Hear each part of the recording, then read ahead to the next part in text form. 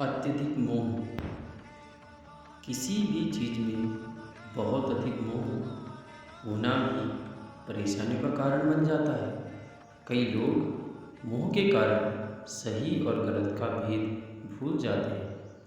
मोह को जड़ता का प्रतीक माना गया है।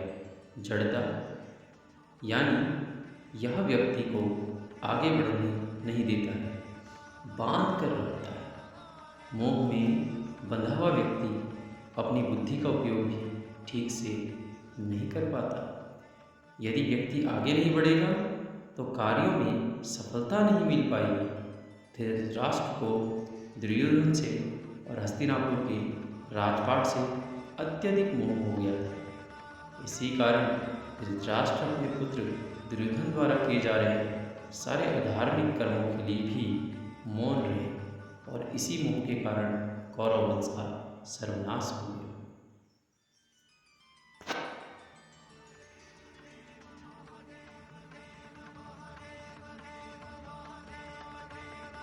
अहंकार इंसान का सबसे बड़ा शत्रु है। अहंकार यानी स्वयं को श्रेष्ठ समझना और दूसरों को तुच्छ। जो लोग सिर्फ मैं यानी अहम भाव के साथ ही जीते हैं वे जीवन में कभी भी सफलता हासिल नहीं कर पाते हैं।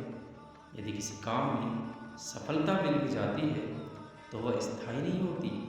अहम की भावना व्यक्ति के पतन का कारण बनती है। अहंकार के कई उदाहरण हमारे शास्त्रों में दिए गए हैं। रावण ने श्री राम को तुच्छ समझा, दुर्योधन ने सभी पांडवों को तुच्छ समझा। परिणाम आपके सामने है। रावण और दुर्योधन का सर्वनाश हो गया।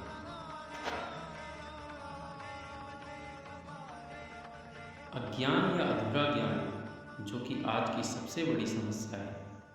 किसी भी काम में सफलता पाने के लिए सही ज्ञान का होना बहुत ही आवश्यक है। अज्ञान या अधूरा ज्ञान हमेशा परेशानी का कारण बनता है।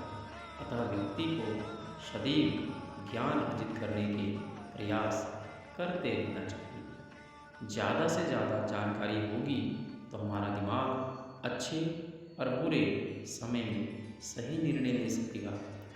सही और गलत में से सही को चुनना तो सरल है, लेकिन दो सही बातों में से ज़्यादा सही कौन सी बात है ये जानने के लिए ज्ञान होना बहुत जरूरी है। पर्याप्त ज्ञान रहेगा तो हम अवसरों को समय पर पहचान सकेंगे और उनसे लाभ प्राप्त कर पाएंगे। अज्ञान या अधूरा ज्ञान किस प्रकार हानि पहुंचाता है इसका सर्वश्रेष्ठ उदाहरण महाभारत में देख सकते हैं। जब कौरवों की ओर से चक्रव्यूह रचना की गई थी तब अभिमन्यु ने इसे भेदा था।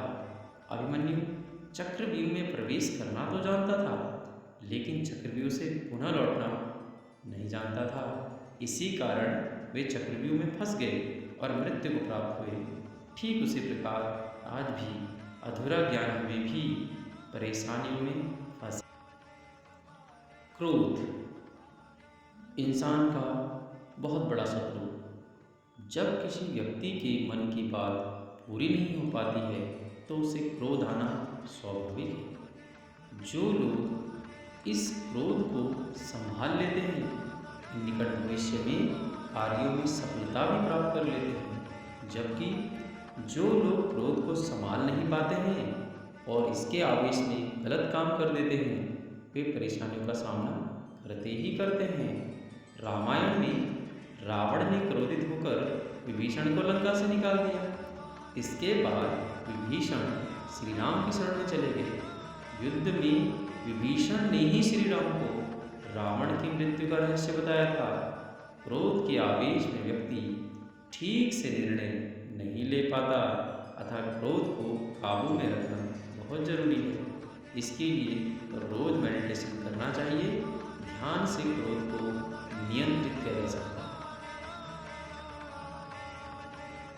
असुरक्षा की भावना या मौत का डर।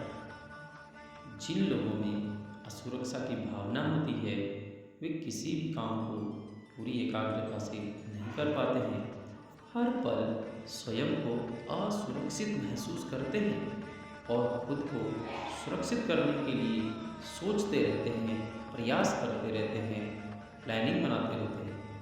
राजा कंस को जब आकाशवाणी से ही मालूम हो गया कि उनकी बहन देवकी की 8वीं संतान उसका काल बनेगी, उसका मृत्यु बनेगी, तो वह डर गया। कंस मृत्यु के भय से असुरक्षित महसूस करने लगा और इस भय में उसे देवकी की संतानों को जन्म होते ही उन्हें मार दिया। कई ऐसे काम किए जिससे उसके पापों का घड़ा जल्दी भर गया। लाखों प्रयासों के बाद भी वह श्री कृष्ण को नहीं मार पाया और उसी का अंत हो गया।